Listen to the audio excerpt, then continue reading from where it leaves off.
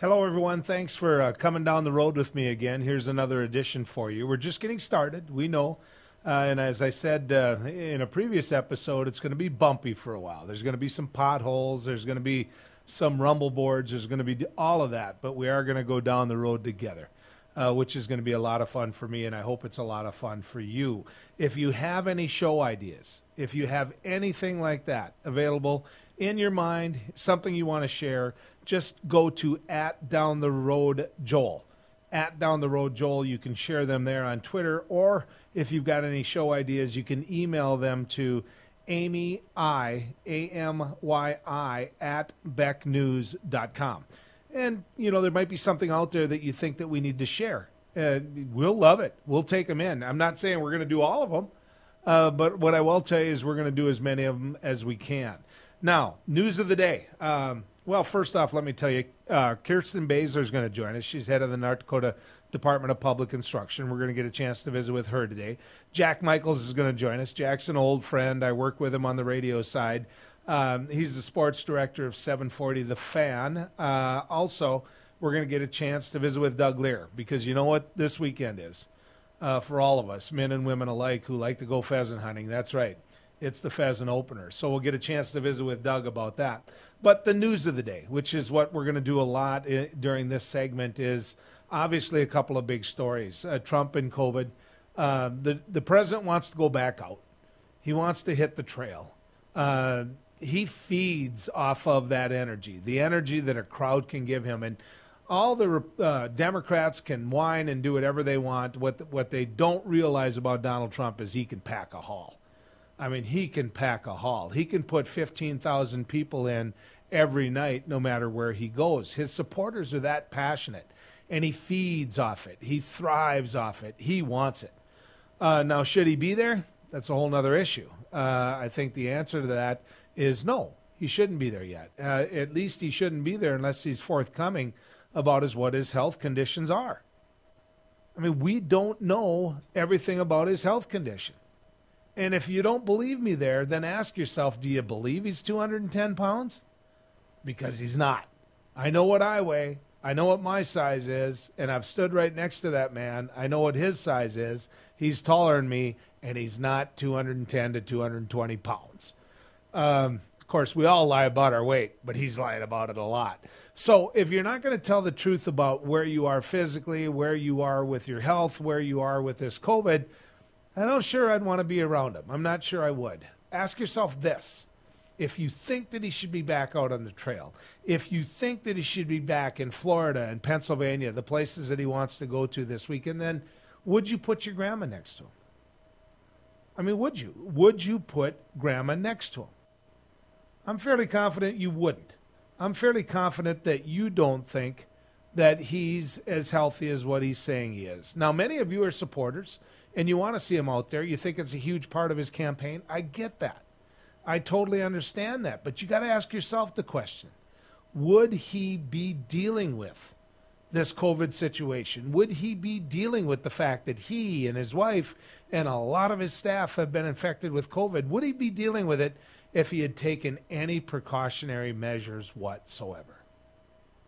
If he had just told his staff, look, you got to wear masks. You got to keep your social distancing. You got to do all of those things. And you know who he's blaming for this now? He's blaming Gold Star families. He said he was around Gold Star families and they wanted to hug him and have their picture taken with him. And, you know, come on. Gold Star families? You know who they are, folks. They're people who have lost that child or that loved one or that husband or that boyfriend. I mean, these are Gold Star families. And we're sitting here blaming them for the fact that the president has COVID? What about the 15,000 people he wants to be with in Pennsylvania that he doesn't require to carry a mask or have a mask on? Now, in North Dakota, 651 new cases of COVID in the last 24 hours. 651 new cases. Now, you're going to say, that's not that many. Well, we're a state of 730,000 people, so that's one day. Now, there's 11 new deaths reported. 11. That's a figure that jumps out at me, too. I've lost a couple of friends to this. I've lost individuals that have died because of COVID. And my guess is you know individuals that have died because of COVID. So I don't buy into the whole it's the flu. I'm not buying into that. I'm not going to fall for that. It's worse than the flu. Does it stop me from living my life? No, it doesn't. I still go into work. I wear my mask. If I go down the hallway, I wear my mask. If I go into the studio, I take my mask off. It's no different than here at the TV studio. I wear my mask from my pickup in here. It's about 50 yards tops. And then once I get in here and I'm going to go on air, I take my mask off. There's a protocol. There's a habit. There's a routine. None of that is that bad. None of it is that hard. And none of it is that big of a sacrifice to pay. So I hope we're all keeping that in mind. I really do. I also want to get a chance to talk to you about the debates. Now, the presidential debates are, the presidential debates are entertaining. If you're into politics like I am, they're fun. They're a lot of fun. The last presidential debate was, well, if you liked All-Star Wrestling, if you liked Vern Gagne versus, well, you're too young for Vern Gagne, but it was like a mud wrestle is what the last one was. I think America lost out of the deal. I don't think we learned a doggone thing that night. I think that President Trump started speaking over Vice President Biden, and he started getting up in his grill and never let him answer a question. And the next thing you knew, Biden was doing that to Trump, and pretty soon the moderator figured out he couldn't control anything, and what he should have done was stand up. If you're Chris Wallace, turn around, look at that sound booth and say, shut him off. Shut them off. Unless I'm talking to them, shut them off so that they can't talk. And then let them whine. So that wasn't in the rules. You know what? It wasn't in the rules that you get to scream and holler while the other guy's turn to talk either. So get over it. But the latest presidential debate is being proposed to be virtual. Now, the reason for that is because the President of the United States has COVID. That's why. It would have been a town hall format with both men on the same stage having a conversation. It would have been just fine if one of them hadn't been diagnosed and discovered to have COVID. And we know which one that is. So if I'm Joe Biden, I'm not hopping up and down wanting to do the elbow thing with the president. I'm sorry.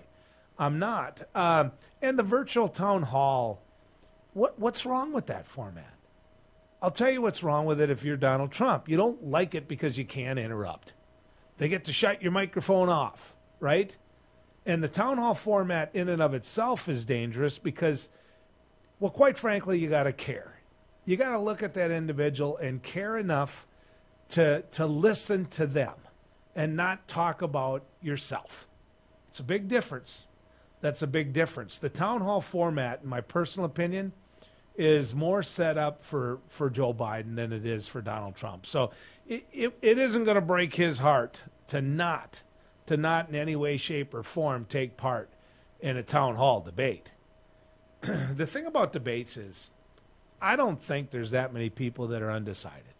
In fact, I'd challenge you, the people out there watching us on Beck TV right now, the people that are out there watching us and going down the road with us, have you made up your mind? Has the person sitting next to you made up their mind? Have you? Everybody in my family has. Everybody in families that I know have. I have cousins that, believe me, they don't even come close to agreeing with me politically. They've made up their mind. I don't know an undecided voter. I found one once. The lady that cuts my hair. I won't give you her name because she'd be mad as all get out, and I'd come out with a butch haircut looking like I joined the Marines if I gave you her name. But she said she hadn't made up her mind yet. She was worried about, and these were the two things she said. She said, I don't like Donald Trump. I don't like him. But I don't think the economy did that bad while he was president. Now, remember, she owns a small business, and she has a small staff. So that matters to her. That being said, she said, I don't think he's done well with this COVID situation at all. I think he's been in denial on it. But I don't think overall the economy has done bad with Donald Trump as president. So she's weighing that on one side. Then on the other side, she said, but I'm really scared about Joe Biden and his dementia. And I said, where's the dementia thing coming from? The man has a stutter. He openly admits that. But where's the dementia thing coming from? And she said, you know what? I read it on Facebook. Let me tell you folks something. Don't get your information on Facebook. Don't. Go to reputable sources. Go to scientists when it comes to COVID. Go to journalists that fact check. I know that we're trained now to think that all media is fake. I get that. That's where we're at in society today. It's been trained and beat into you. Now understand, I'm not a journalist. I'm a commentator.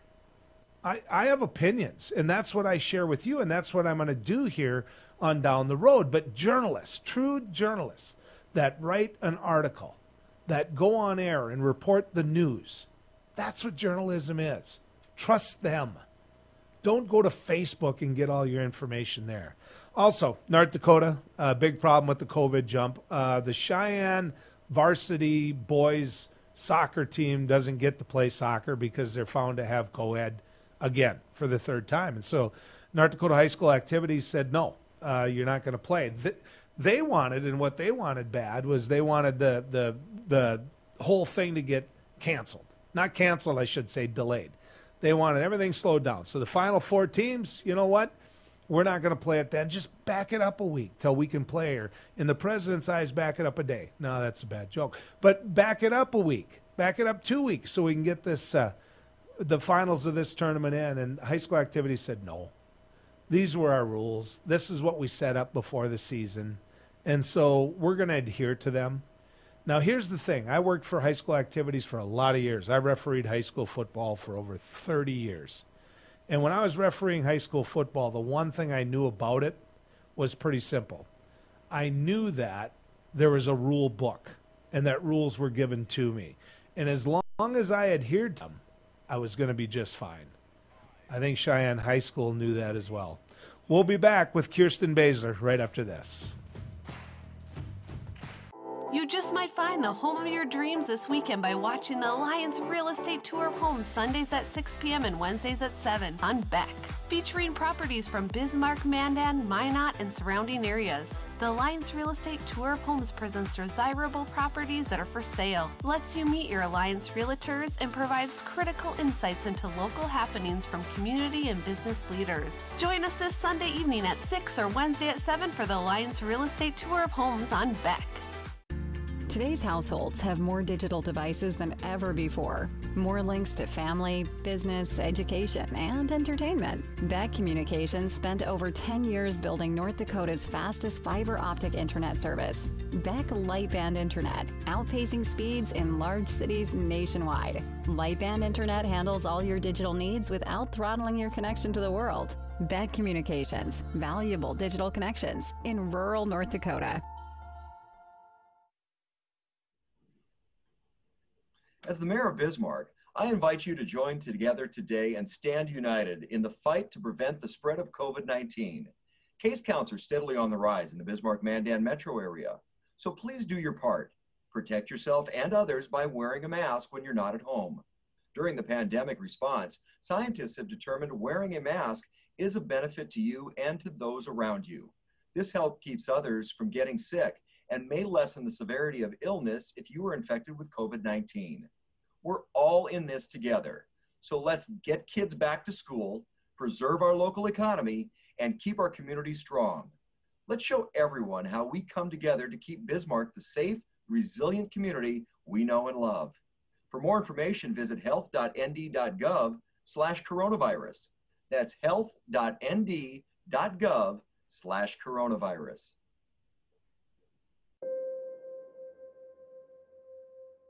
Bismarck Central, 4800.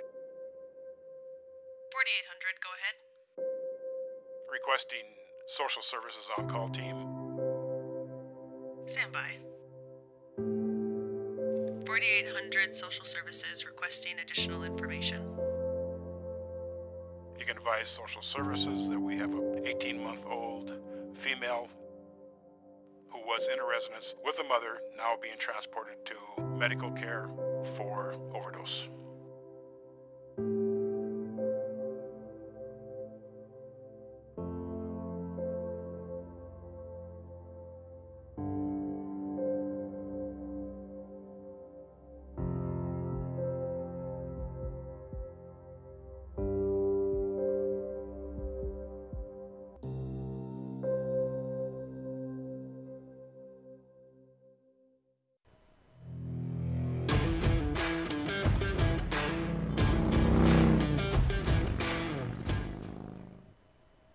Welcome back to Down the Road with me, Joel Heitkamp. We're talking about education. We were talking about what we can do in education during a COVID crisis like this. Full disclosure, I've already voted, and I might just well be fair and honest with you. I voted for this individual I'm about to have on, and she's been endorsed by the Republican Party. So don't tell me I can't be bipartisan. The superintendent of schools, the head of the North Dakota's Department of Public Instruction, Kirsten Baszler, joins us right now. I was saying before we came back on air that you're the only school superintendent I'm not afraid of. So there. Thank you. Well, thanks for not being afraid of me. As an educator, we don't want anybody to be afraid of us. And thank you for your vote and your support, Joel. I appreciate it very much. No, it was the right vote to make. I want to talk to you about where we're at with schools. Let's use Fargo Public Schools as an example. A lot of kids are distance learning. A lot of kids I've got grandkids that are learning from the countertop in their kitchen. I know that. And you and I both know, and you've said this before, and been quite honest publicly, that's not as good as being in the classroom. Fair? That's fair. That's correct. That's my opinion. Okay, so in Fargo Public Schools, there was a group of parents that went out in front of their district headquarters, and they let's just call it a protest, because I think that's what it was. What's your reaction to that? How would you respond to that? So my reaction to that is I'm pleased by that type of engagement. I mean, it wasn't a violent protest. It wasn't angry, mob type, but I've always encouraged people to get involved and engaged in their child's education in their community. If more people were engaged in how things were going in our schools, I think we'd be better off as a community, as a state, and most certainly as a nation. And so I appreciate when families get involved, and I had spoken to some of those prior and after, and I encourage them to remain calm, to make sure that their voices were heard, but to be respectful, because these are really complex decisions with a lot of implications of all of these decisions. To rather than be adversarial in their approach with working with the administration of Fargo Public Schools and or the school board, to be collaborative in their approach. And that's one way that we can have our voices heard, is through that type of public protest. But I ask them not to have it end there, to that not be their only thing, but be part of finding a solution. Because not only do we need to get our students back in school face-to-face more often, we need to do that safely. So all of our the families that these teachers are going home to at night, that the students who, grandparents that they're going home to at night after school, that they remain safe as a community as well. So I'm always open to all sorts of different opinions, different thoughts and ideas. It's just very important we do this collaboratively without pointing fingers and not being angry and ticked off and walking away from the table, if you will. Well, the words peaceful and protest don't always go well together. I mean, Right. We can acknowledge that. I'm always a little bit worried. And you're right. If they have that much passion for their kids' education, the kid's going to do way better. I mean, their child's going to do way better in life. I get that. I understand it. I'm just trying to figure out what could be done about it, because you can protest and be mad about it all you want. But until you look at where that school board is at, until you look at where that local school superintendent is at, and you look through their lens, I don't know what you can do about it other than be mad. That's you hit it on the head, Joel. It's like we have to walk a mile in everyone's shoes, and we have to look at this from a full perspective. And so understanding that you can have your voice, heard, but you have to be part of the solution. I've heard for a long time, it's like, you can't just worry about ripping up the football field. You got to worry about getting the ball down the field towards the goalpost. And so if you are only stopping at protesting and making your distaste or your disagreement with the current decision being made without being part of the solution, that's not a good solution either. So I would say there's the task force, and I know that Fargo in particular is having some struggles with their task force. I think we're all learning as we move forward a lot more about COVID, a lot more about what is safe and unsafe, what needs to happen and what shouldn't be happening. And as we do that, we cannot walk away from the table from each other. We have got to remain committed. And Joel, you've heard me talk about partnership before. Partnership isn't me coming up with a plan and asking you to support it. It's you and me sitting down together and saying, hey, Joel, you want to be a partner? And then you tell me what you want and I tell you what I want. Sometimes we're going to get ticked off and angry at each other. We're going to want to walk away from that table. But real partnerships begin and end with everybody coming back after calmer heads have prevailed. You were in the legislature, you know how that works. And then you come up with a better solution. Walking away and being angry doesn't do our kids any good. Should kids have to wear masks in school? So I'll tell you that the more and more that we learn about the efficacy of masks, I know that some people are going to disagree with me, but I'm just going to say, Julie, it's a simple thing to do. Every time I leave my house, I wear a mask. If it's the one thing that I can do, maybe if in 10 years that we found out that it didn't have any impact, if I can do that one thing for students in our state, I'm going to do that. And I would just say, if nothing else, the governor has come out and said that it can reduce the number of quarantine days, number of quarantine cases. That means more of our students can be in school in person. That's my goal. I'll do whatever I have to. So you're saying kids should have to wear masks in school? If they aren't able to 6 feet distance. Okay. Another question. For those individuals that feel as though the burden's been put back onto the local schools and there hasn't been one directive from the Department of Public Instruction, what's your answer to them? They're right. There isn't one directive, because I have school districts in Fargo that have a completely different set of circumstances than I do in Center, North Dakota, or in Hebron, North Dakota.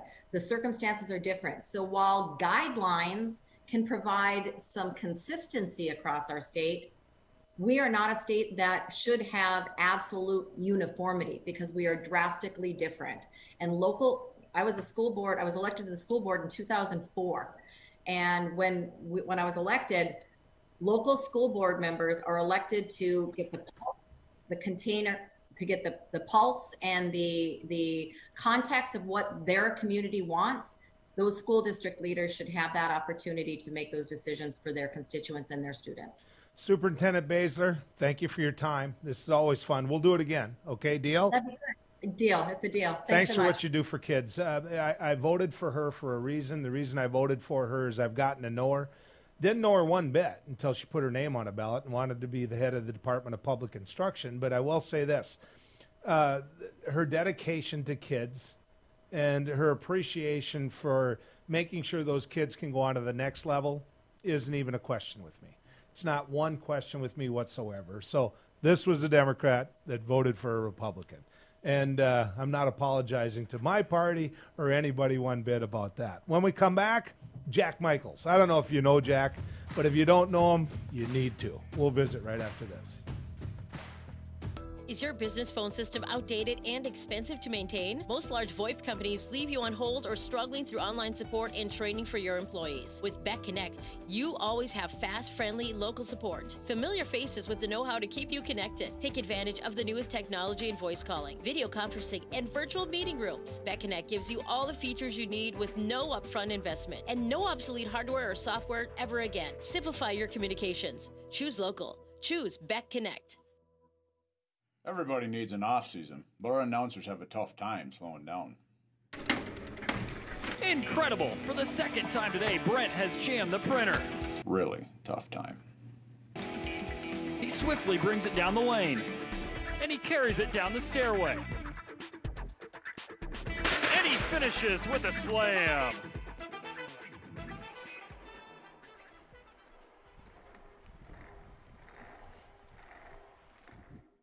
He once won a spelling bee in an ancient language that he did not speak.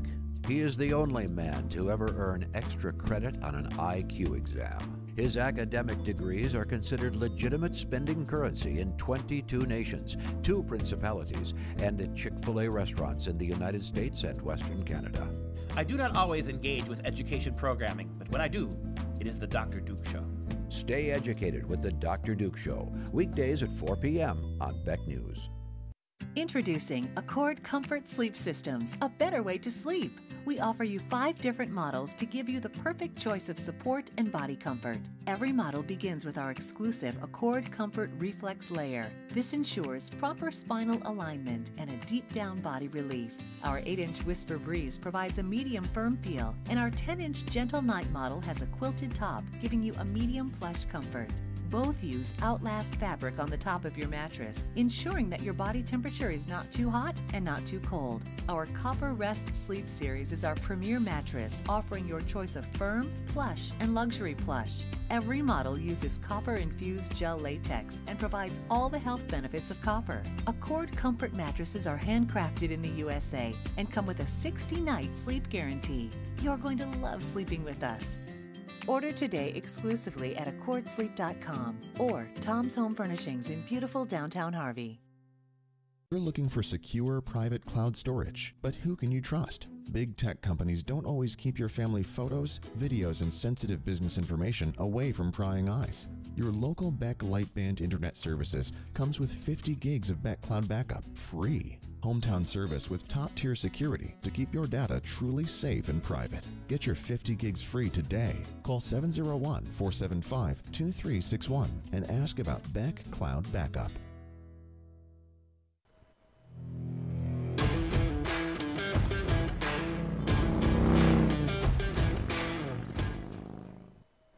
Hey everybody, welcome back. It's going to be Danger Zone right now, so if you got little kids in the room, mostly because of me, not because of the guy I'm going to introduce you to. He's nothing but a gentleman, but he brings out the sports in me. Can we just say that? He's the sports director of 740 The Fan. Each and every day I get a chance to go to work and work with him, and I have to tell you, it's the best part of my day. Jack Michaels, ladies and gentlemen. How you doing, Jack? Well, hello there, you athletic redhead, you. How you doing, Joel? Right. Those days are so far behind. You still got game, Bones. And by the way, his nickname's Bones. I'm going to end up using it, so let's just explain it now. You still got game, Bones. I see you throw things around in the studio to beat heck, yeah. Yeah, the hands are good. The feet have slowed, and the middle section has checked out years ago. I want to talk to you a little bit about where we're at professional sports-wise. Now, there isn't a score, there isn't a game that you don't recognize, but I didn't find out, and I still don't know what happened last night. If you could just walk me through and tell me what happened with that Yankee and Rays game last night. Who won that one? Well, I know that this question has an underlying angle to it because having known Joel for decades, I know that he loves the Twins, and I know that he loves the Yankees. Okay. Now, there's only one of those two teams still playing. So when Joel asked me what happened last night, I will tell you that the New York Yankees took and even their series with Tampa Bay, and that sets up the pivotal Game 5 in that American League Series. So from Gleyber Torres to how about Giancarlo Stanton and Judge, and the fact that the Yankees are being able to throw it. Chapman looks like he's just bored with pitching 100 miles an hour now at this stage of his life. But your Yankees won, and it sets up a thriller for Game 5. How do you like my chances? Come on, tell me something that's going to make me smile. If you told me at the beginning of the season that you would have Garrett Cole on the mound and a win would give you a chance to get to the ALCS, are you kidding me? I'd take that 7 times a week, twice on Sunday. I love that opportunity. Yep, I do too. But you know how sports is. It'll all get settled tonight. Guess where I'm going to be tonight, Bones? Guess what I'm going to be doing tonight? It could be church, and I'm going to skip that. Guess what I'm going to do? Friday Night Lights somewhere? Or are you going to be Exactly. Jack, I want to talk to you a little bit about where we're at with the NFL. Obviously a different era, different time. You know, I got season tickets to the Vikings, and I haven't been to a game all year, which, by the way they're playing, kind of glad I saved my money. But talk to me about that. How do you think the Viking season is going? Well, it's a little disappointing. We knew going in that they were going to be minus some pieces, whether that was COVID related, whether that was just personnel related. What Kirk Cousins was going to have for weapons, what Kirk Cousins was going to have for protection, and will they be able to establish Dalvin Cook in a ground game, which would help Kirk Cousins on play action and so on and so forth. Defensively, the fear was, Joel, that it's coming to fruition. And the nightmare in your closet was some of those corners, some of that secondary. And you just kind of crossed your fingers hoping that the young kids can really rise up and play above their level. And we haven't really seen that early on. So what we're seeing is this season play out what you feared, despite Minnesota coming off a win at Houston, which cost Houston's coach his job. And now they're going to try to put their foot down and navigate through waters. Joel, I don't like Minnesota's schedule. Yeah. I just don't like Minnesota's schedule. And I know you play it one at a time, but this is like walking naked through a set of steak knives. I'm not sure what that means, but I don't think it's fun. I thought you were going to use briar patch there, but I didn't know.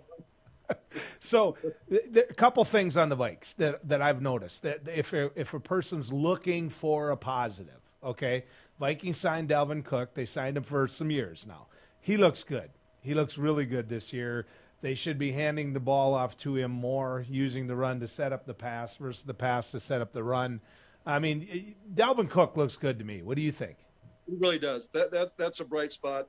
Jefferson, the receiver, looks really good. Looks like he's going to be he's kind of a poor man's Randy Moss. You know, he's got that capability of really being electric in play. But the problem is, Joel, to me, and this is the NFL period, that if you don't stop somebody, it's my old coach Gary Knutson. I've said this 1,000 times when we played the Grafton Spoilers in the opening round of the '85 basketball tournament. They didn't have a guy over 6'2". We didn't have a guy under 6'5". You know, we were just going to walk in there, and first 2 minutes of the game, we couldn't get the ball across half court. They kept stealing the ball, going out, called timeout, and our coach said, quote, "You're getting into a pea fight with a skunk, and you're not going to win that." And it's a great line. In today's NFL, you have to put up points. Now granted, there are some good defensive teams. Tampa Bay, obviously you can't run against them. Chicago's a good defensive team. But if you live in the NFC Central, you've got to match Aaron Rodgers. You've got to match some of these teams' points. At Minnesota, to me, I just don't see them having the ability to match points because they obviously can't stop people. So today's NFL, boy, unless you got a great defense, you got to put points on the board. Well, I agree with that. Obviously, I agree with that. But, when you look at where the Vikings are at, one of my criticisms of the Vikings is in the offseason, they didn't do anything to get better. Granted, we signed a nose guard. He checks out because of COVID, because of family reasons. I get it, and quite frankly, I respect it. I really do. But the Vikings knew they had lost all those corners. They knew they had lost the safety. They knew these guys had gone on to other teams, and quite frankly, they're having pretty good seasons where they're at. I mean, wasn't it time to shop? I mean, if I'm out of eggs, I'm out of milk, I'm going to the store. The Vikings didn't go to the store. I'm out. I got to write that down, Joel. That's a great line. If I'm out of eggs and I'm out of milk, I got to go to the store. That's absolutely a genius statement, by the way. I'm going to steal that from the End of Time. No, you're exactly right. You're exactly right. You got the ability to recognize your deficits and address them. And that falls on Spielman. It falls on Mike Zimmer. It falls on, everything else. They threw a couple of dollars at Kirk Cousins, hoping that he was going to be the stability factor at the under center. But in the same token, you've got to address needs that prevent other teams from rolling up big-time numbers on you. And maybe they haven't done that. Okay, Coach Zimmer, who they also signed in the offseason. Coach Zimmer was known when he came from, I think it's the Bengals, wasn't it, Bones, that he was at? Dallas. He's a defensive genius. Right. He's a secondary guy. He's a corner guy. That was the MO, he was Mr. Defense. So here's, I'm looking for hope. I mean, I'm looking for hope. You go out to my garage where I drink beer with the boys, you're going to find Vikings everywhere. Viking signs, ball signed by Alan Page. I've got Fran Tarkenton signed helmet. I'm a Vikings guy, full disclosure. But I'm looking for hope here. Is Coach Zimmer just not had enough time with these young corners? Has Coach Zimmer just had not enough time with this defensive secondary and one of the new defensive ends? Is it just going to get fixed with time is what I'm building up to here?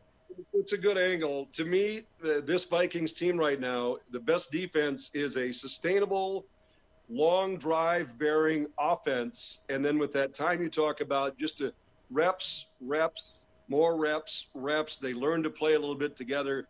But you mentioned Dalvin Cook a couple of minutes ago. And why can't Minnesota sustain long drives via that ground game and keep the other team's defense on the field, thus keeping yours off the field? Sustained drive. So I think, to offer any kind of hope, I think your hope lies in the best defense is maybe a good ground attack, play action offense for Minnesota that allows those young guys to get better. I agree. Well, they beat the Texans just because somebody had to win. They were both 0-3 on the year. I mean, that's the upside. Somebody had to win. How big of a disadvantage is it to the Vikings when you have a stadium like US Bank and you can put 70,000 people in there?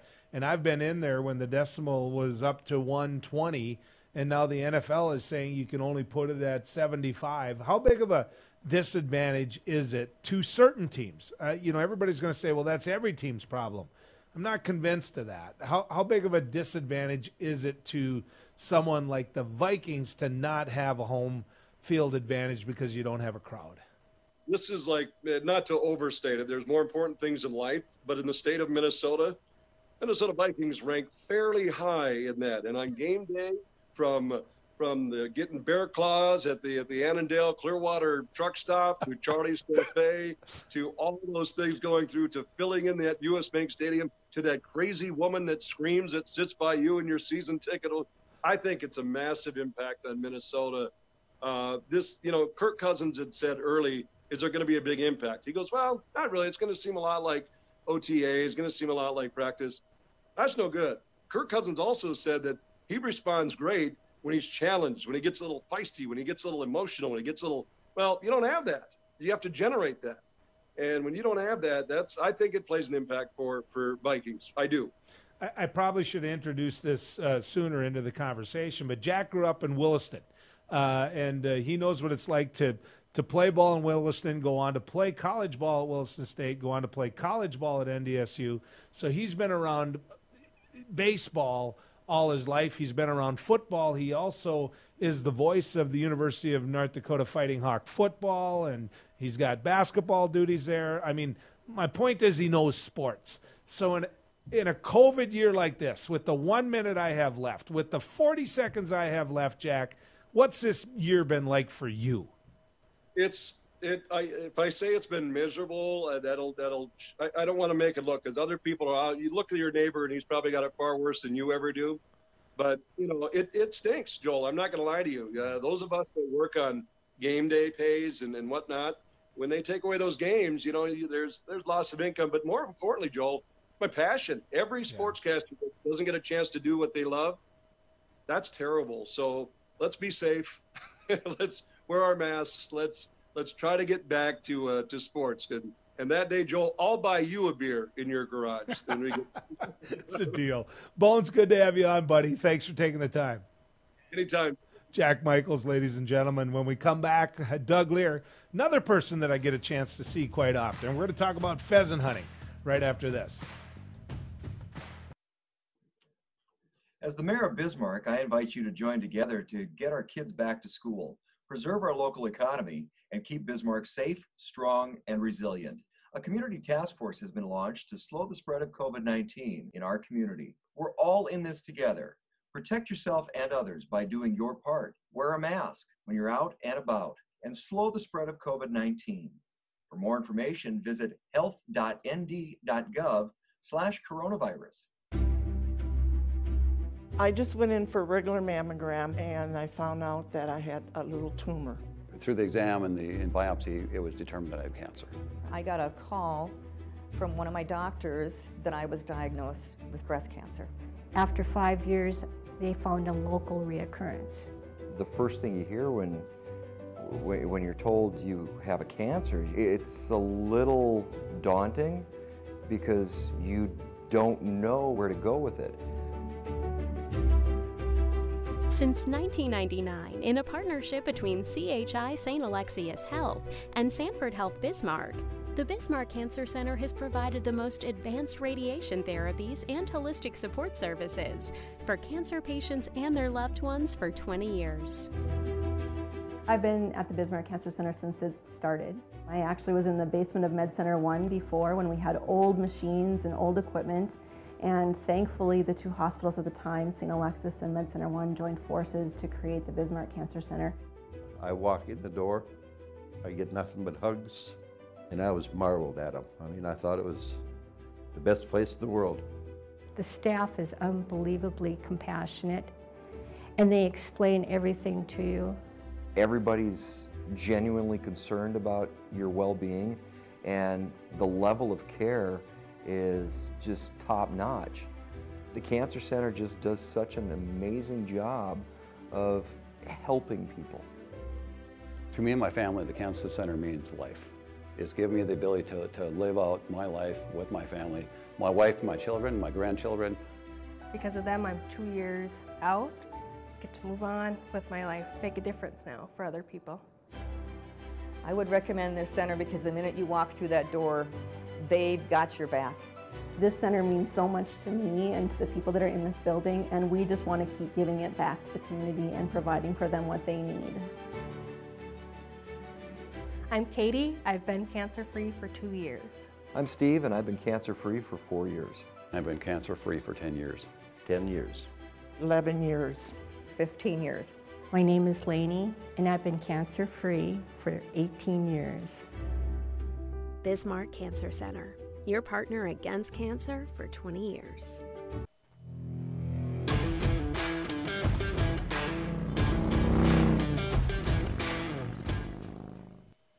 Welcome back to Down the Road. There's no one with an old 870 Remington that their dad bought them when they were young. Yeah, you think that's what Dad bought me, and that doesn't have a box of 4-shot, probably 2 3/4 inch, that isn't going to be out this weekend and getting after the birds. In fact, the dogs, I think, are just as excited as people like me. It's opening pheasant weekend. Last weekend was the youth hunt. Absolutely fabulous. Game and Fish is so smart to do that. Creates a whole new level of hunters out there. And I've got some great nephews. That's how old I'm getting. I could say nephews and feel better about myself, but some great nephews that got out last weekend and got some birds, and you still can't get the smile off of their face. But who better to talk about all of this with than Doug Lear? I get a chance to see Doug on a daily basis. He's a game and fish biologist, outreach specialist, and he's willing to give us his time. Doug, how you been?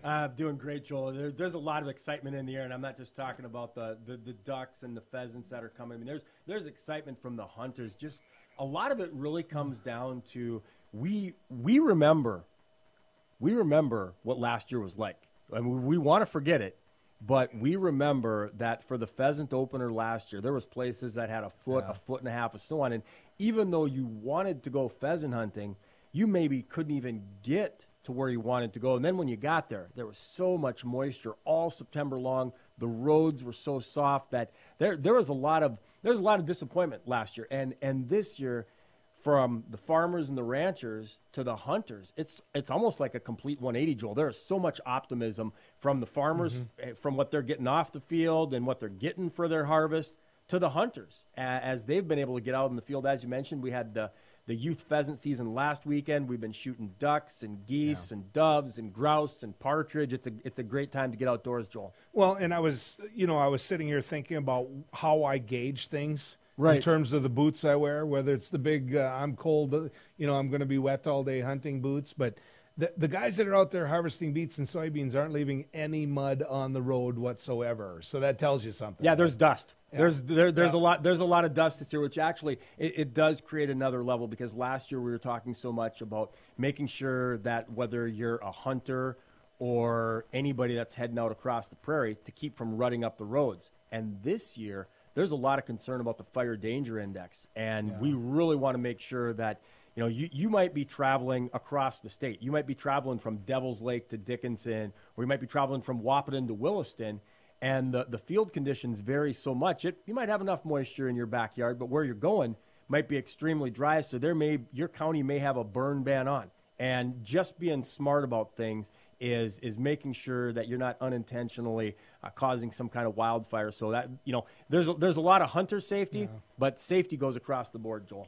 There's a couple of things before everybody's like, Joel, you're going to start BSing here a little bit, but there's a couple of things that are mechanical that I think we need to get out there. Sometimes when you haven't been around guns for a while, people get a little too loose with them. They need to remember about gun safety. Right. They need to remember about knocking on a farmer's door is a whole lot better than having him knock on your door. Yep. Talk to people about this, Joel, and you hit the nail right on the head, because let's be honest. As much as we wish this weekend that you could go to a Bison game, then a UND game, a University of Mary game, a James, there isn't football this Saturday. And I'm not trying to disappoint people. It's the reality. So what we see happening is you've got people that maybe haven't hunted in 20 years, maybe haven't hunted in 30 years going, wow, we don't have anything going on this weekend. The fields are dry. The pheasants are out there. Let's go pheasant hunt. And for our standpoint, that's a great thing.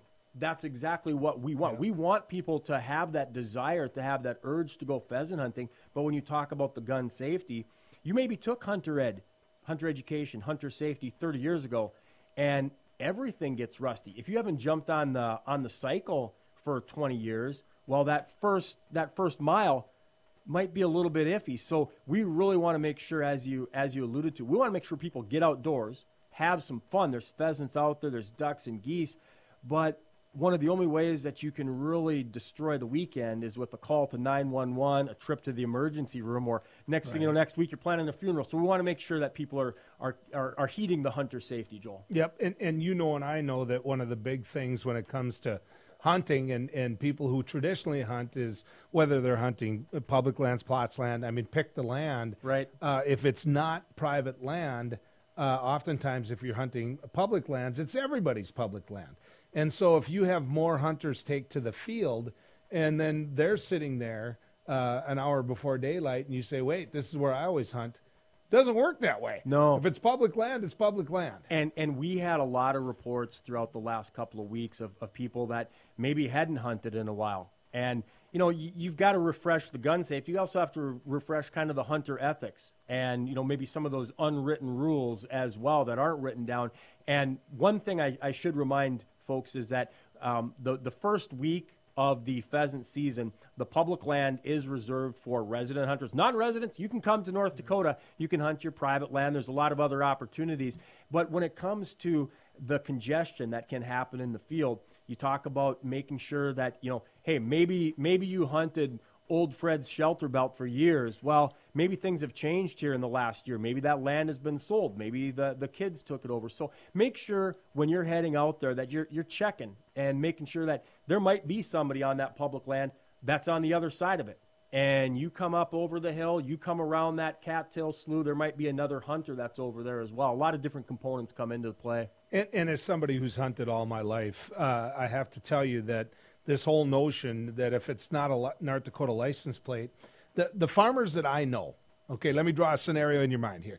You got a slough. Right. And around that slough, somebody's trying to raise some soybeans. And in that slough, you know, you got the honkers constantly landing in there. They're coming out of that slough, and they're eating away at those soybeans, and pretty soon you got 5, 10 less acres of soybeans than what you planted. Yeah. That farmer could care less if that guy's got a Wisconsin license plate or a North Dakota license plate. He wants somebody out there shooting those geese. Yeah. And keeping the number down. And Yep. I think you guys always get kind of picked on for that because you've got to juggle all these balls. But the truth of the matter is a lot of out-of-state hunters help us. And that's one of kind of the messages that we try to send is if you're a farmer or a rancher and you've got Canada goose problems last spring, the best thing that you can have is maybe some hunters this fall that can help thin that population down. It might be beautiful today, but I tell you what, come January and February, those deer that maybe you're trying to protect, they might be causing some problems with your silage, your livestock feed, your alfalfa. So those hunters can help out a lot. And when it comes to, you know, a farmer's point of view, if somebody's going to come out there and shoot a coyote, somebody's going to come out there and shoot a Canada goose, whether it's from Fargo or from down the road, they want somebody to come out there and, you know, and help them out. And that's kind of that you know, you scratch my back, I'll scratch your back kind of a philosophy, Joel. What do you think's the easiest thing to get on land and hunt? Because I've got my theory. Okay. I get to say coyotes. Yeah. If you go up to any rancher or farmer and say, look, I want to do a little coyote hunting, they'll say, where? Right. Just go. Yeah. There's the gate. Close it when Yep. you know, they want those coyotes. Yeah, and Gone. I've been talking to some fur buyers and some coyote hunters, and it sounds like the price is going to be pretty solid. In fact, they'll be, you know, as the days shorten up and gets a little bit cooler here down the road, that price is going to be pretty solid. So there's going to be some great pheasant hunting this weekend. The bird numbers are up across the state. You might not find them in your backyard, but you go down the road a little ways further, you're going to find some roosters. Our numbers are up from last year. So I think when it all shakes out on Monday morning, I think there's going to be a lot of good memories that are going to take place this weekend, Joel. Actually, if you go through what everybody's out there after, you mentioned the pheasant numbers. I think the pheasant numbers in my neck of the woods are in real good shape. Yeah. And there's still plenty of ducks and geese. The Right. northerns haven't come down yet. So there's plenty to enjoy. And there's deer. And the more corn gone, the better we have. In the 20 seconds we have left, what's your advice to everybody out there? Go fish.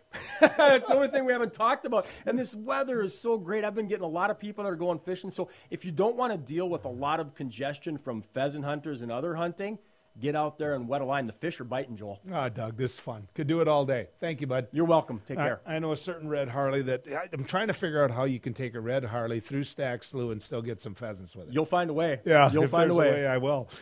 Folks, when we come back, we're going to get a chance to have a little commentary on what the news of the day is. But, conversations like that are who we are here in the upper Midwest, right? That's who we are. Get outside and enjoy and do just what Doug said. Be safe. So we'll close her out with some commentary right after this.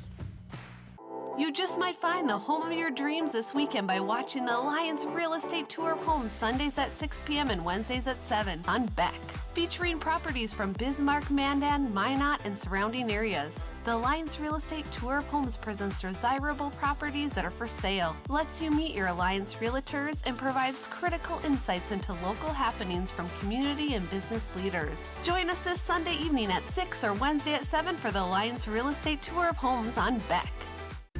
Today's households have more digital devices than ever before. More links to family, business, education, and entertainment. Beck Communications spent over 10 years building North Dakota's fastest fiber optic internet service. Beck Lightband Internet, outpacing speeds in large cities nationwide. Lightband Internet handles all your digital needs without throttling your connection to the world. Beck Communications, valuable digital connections in rural North Dakota.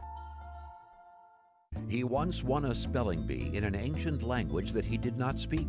He is the only man to ever earn extra credit on an IQ exam. His academic degrees are considered legitimate spending currency in 22 nations, 2 principalities, and at Chick-fil-A restaurants in the United States and Western Canada. I do not always engage with education programming, but when I do, it is the Dr. Duke Show. Stay educated with the Dr. Duke Show, weekdays at 4 p.m. on Beck News. Beautiful day to get out on the course, isn't it, Corey? Without a doubt, Brian. And Scotty here was thinking the exact same thing. There's a lot on the line for him today. He told his friends he's a scratch golfer, but the numbers today suggest otherwise. Ooh, swing and a miss. Looks like he's excited to find that Titleist. Unfortunately, he was playing with Mojos. Ooh, and a major infraction just occurred. Can we get another look at that? Guys, from my angle, it looks like he's got about a 10, 12-foot putt. As the mayor of Bismarck, I invite you to join together to get our kids back to school, preserve our local economy, and keep Bismarck safe, strong, and resilient. A community task force has been launched to slow the spread of COVID-19 in our community. We're all in this together. Protect yourself and others by doing your part. Wear a mask when you're out and about, and slow the spread of COVID-19. For more information, visit health.nd.gov/coronavirus. Trusting your digital life to faceless tech giants can be risky. Will they keep your family and business information truly safe from prying eyes? If you subscribe to local Beck Lightband Internet service, you already have Beck Cloud Backup. Beck Cloud Backup is the safest, most private cloud storage for all your family memories, schoolwork, and business documents. Call 701-475-2361 to start using your free space on Beck Cloud Backup today.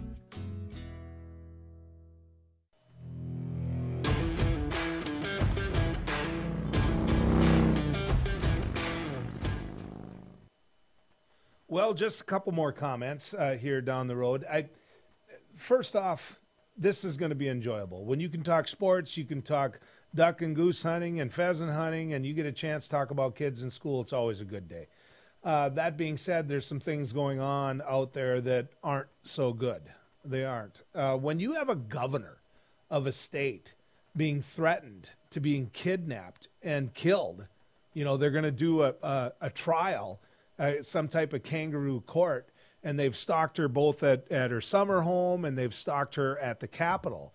And that's what happened in Michigan, ladies and gentlemen. That's what happened. 13 guys got arrested because there was a plot to kidnap Governor Whitmer of Michigan. They're going to kidnap her, and they were going to kill her. That's where we're at in society today. Now, militia. When I say militia, what do you think of? Right? Well-regulated militia. It's self-empowerment in many people's case. It is. Now, you can look across the country and see some people that call themselves militia, and you're going to find people that aren't that bad. Too often, though, militia is used here as though, boy, we fit the rules of the Constitution, when in fact the word that should be used is terrorist. It's terrorist. Those individuals that took to the Michigan Capitol, they sat there and stormed the Capitol, carrying every form of weaponry they had. You know, the people that don't understand guns are going to use the phrase AR. They're going to use handgun, repeating assault rifle. They're going to use all of those terms. The fact of the matter is, those guys had guns, and they were mad. And they were mad. And they felt they had a right to sit there and spit in the face of those guards that were trying to defend the legislative chamber and the governor herself at that Capitol. That's bull. That's complete bull. That's terrorism, ladies and gentlemen. And that's individuals that feel as though they're empowered. They feel as though it's okay, that that's where America is today. Now, how do they feel that? What makes them feel that we think as a society it's okay today? You know what I think it is. You know who I think needs to put out this fire and speak to a group of supporters that love him. Those individuals that I just described would do anything for President Trump, anything for President Trump. If he called tomorrow and said, guys, block every polling spot you can, they'd do it. They would. So it's reasonable to think, it's reasonable to suggest that if President Trump took to the airways and said, this is appalling, this is wrong, this is not who we are as a society, and those 13 individuals that were arrested for plotting to kidnap and kill a governor in our great country, they need to go to jail, and they need to go to jail for a long time. He sets that tone, and you know what's going to happen? All the others who think that he has empowered them are going to say, well, wait a second, I like that guy. I mean, I like that guy, and he just told me to knock it off. Maybe that'll work. I don't know if it's going to work or not. I do know this. It needs to be tried. Folks, it's been good going down the road with you. And you know what? We'll do it all over again next week.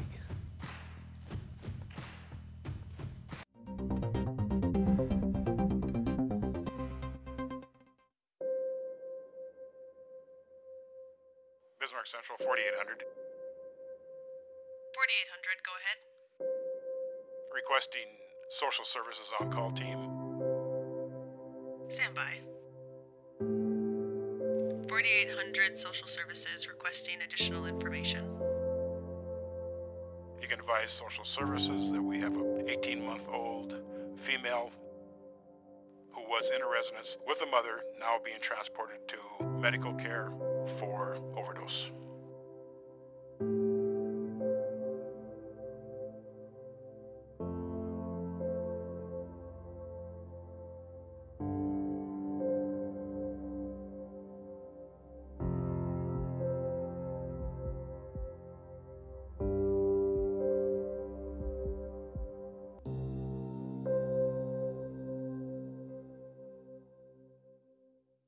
Introducing Accord Comfort Sleep Systems, a better way to sleep. We offer you 5 different models to give you the perfect choice of support and body comfort. Every model begins with our exclusive Accord Comfort Reflex Layer. This ensures proper spinal alignment and a deep down body relief. Our 8-inch Whisper Breeze provides a medium firm feel, and our 10-inch Gentle Night model has a quilted top, giving you a medium plush comfort. Both use Outlast fabric on the top of your mattress, ensuring that your body temperature is not too hot and not too cold. Our Copper Rest Sleep Series is our premier mattress, offering your choice of firm, plush, and luxury plush. Every model uses copper-infused gel latex and provides all the health benefits of copper. Accord Comfort mattresses are handcrafted in the USA and come with a 60-night sleep guarantee. You're going to love sleeping with us. Order today exclusively at AccordSleep.com or Tom's Home Furnishings in beautiful downtown Harvey.